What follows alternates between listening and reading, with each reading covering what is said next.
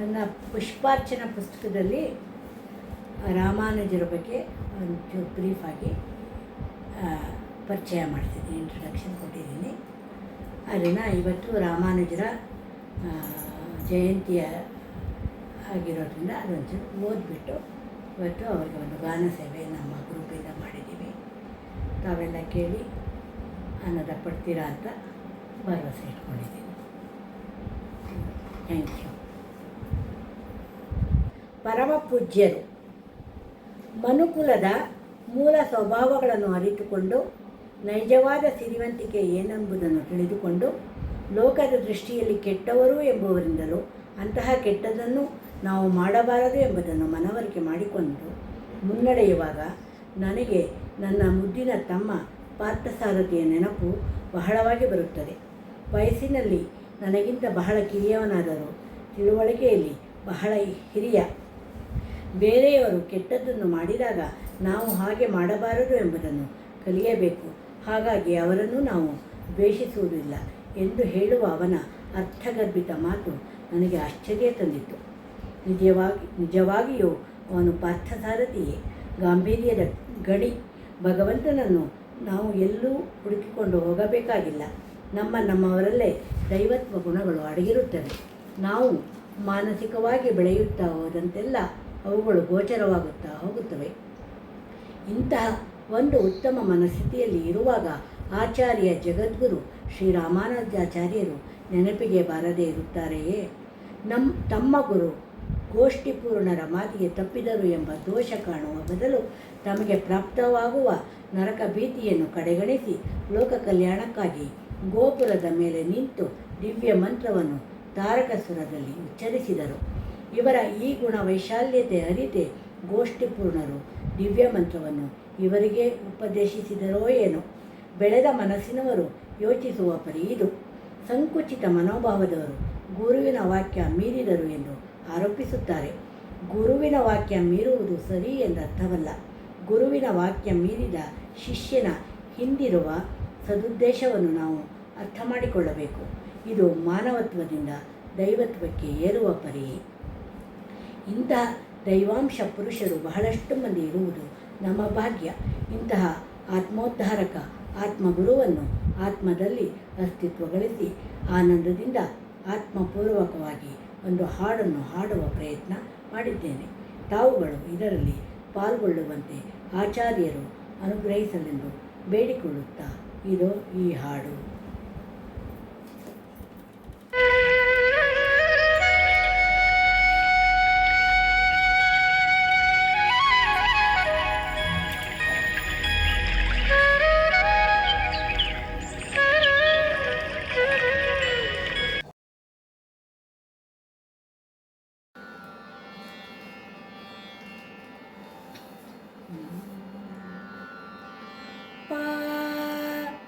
ಆರಿದ್ರ್ಯ ನಕ್ಷತ್ರದ ಅಂದಿನ ಶುಭ ದಿನದಂದು ಅವನಿಯೋ ಆವಿರ್ಭವಿಸಿ ಅವತರಿಸಿ ಅರಿವು ಅಂಕುರಿಸಲು ಆದವರಿ ಆಶೀರ್ವದಿಸಿದ ಆಚಾರ್ಯರಿಗೆ ಇಂದಿನ ಈ ಶುಭ ದಿನದಂದು ಇಂದಿನ ಈ ಶುಭ ದಿನದಂದು ಇಂದಿನ ಈ ಶುಭ ದಿನದಂದು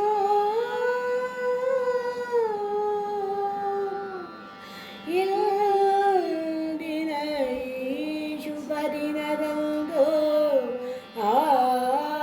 ಆತ್ಮಾಸನಕ್ಕೆ ಆಮಂತ್ರಿಸಿ ಆನಂದರಿ ಆಲಾಪನಗೈದು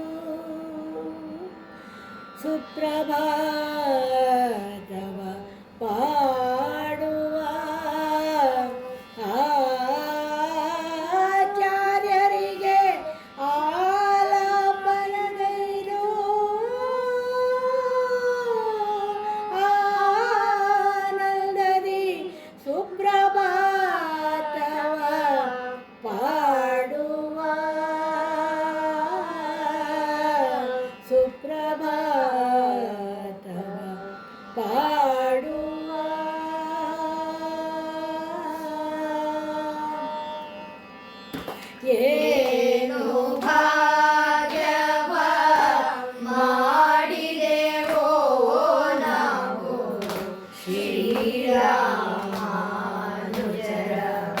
ಗುರುವಾಗಿ ಪಡೆಯಲು. ಏನು ಭಾಗ್ಯವ ಮಾಡಿದೆವೋ ನಾವು ಶ್ರೀರಾಮಾನುಜರ ಗುರುವಾಗಿ ಪಡೆಯಲು. ಕ್ಷೀರಸಾಗರದಿ ಶ್ರೀಮನ್ನಾರಾಯಣಗೆ ಶೇಷನಾಗಿ ಸೇವೆಗೈದು ಸುಕೃತರಾದರು. ತ್ರೇತಾಯುಗದಿ ಸೀತಾರಾಮರಿಗೆ ಲಕ್ಷ್ಮಣ ಮುನಿಯಾಗಿ ಸೇವೆಗೈದರು. ದ್ವಾಪರ ಯುಗದಿ ಬಲರಾಮರಾಗಿ ಬಂದು ಕೃಷ್ಣನನ್ನು ಅನುಸರಿಸಿ ಧನ್ಯರಾದರು. ಏನು ಭಾಗ್ಯವ ಮಾಡಿದೆವೋ ನಾವು ಶ್ರೀರಾಮಾನುಜರ ಗುರುವಾಗಿ ಪಡೆಯಲು. ಗೋಷ್ಠಿ ಪೂರ್ಣರ ಆನತಿ ಮೀರಿ ಅಷ್ಟಾಕ್ಷರಿ ಮಂತ್ರ ಘೋಷಿಸಿದರು. ತಮ್ಮ ಪಾಪದ ಭೀತಿಯ ಮರೆತು ಜನರಿಗೆ ಮಂತ್ರವ ಬೋಧಿಸಿದರು. ಏನು ಭಾಗ್ಯವ ಮಾಡಿದೆವೋ ನಾವು ಶ್ರೀರಾಮಾನುಜರ ಗುರುವಾಗಿ ಪಡೆಯಲು. ಗೋದಾದೇವಿ ಅಭಿಷ್ಟವ ಅರಿತು ಅವಳಿಷ್ಟ ಸಲ್ಲಿಸಿದ ಗೋದಾಗಜರು ಕಠಿಣ ಬ್ರಹ್ಮ ಸೂತ್ರಗಳಿಗೆ ಸರಳ ಭಾಷ್ಯಗಳನ್ನು ಬರೆದು. ಕಠಿಣ ಬ್ರಹ್ಮ ಸೂತ್ರಗಳಿಗೆ ಸರಳ ಭಾಷ್ಯಗಳನ್ನು ಬರೆದು ಭಾಷ್ಯಕಾರರೆಂಬ ಹೆಸರಲ್ಲಿ ಖ್ಯಾತರಾದರು. ಭಾಷ್ಯಕಾರರೆಂಬ ಹೆಸರಲ್ಲಿ ಖ್ಯಾತರಾದರು. ಏನು ಭಾಗ್ಯವ ಮಾಡಿದೆವೋ ನಾವು ಶ್ರೀರಾಮಾನುಜರ ಗುರುವಾಗಿ ಪಡೆಯಲು. ಶರಣಾಗತಿ ತತ್ವ ಮೋಕ್ಷಕ್ಕೆ ಪರತತ್ವ ಆಚಾರ್ಯರಿಗೂ ಪಡೆದಂತ ನಿರ್ಮೋಹತ್ವ. ಆಚಾರ್ಯ ಮಾರ್ಗದಿ ನಡೆಯುವುದೇ ಮಹತ್ವ. ಶ್ರೀ ವೈಷ್ಣವ ಧರ್ಮ ಶ್ರೀಮಂತ ತತ್ವ. ಏನು ಭಾಗ್ಯವ ಮಾಡಿದೆವೋ ನಾವು ಶ್ರೀರಾಮಾನುಜರ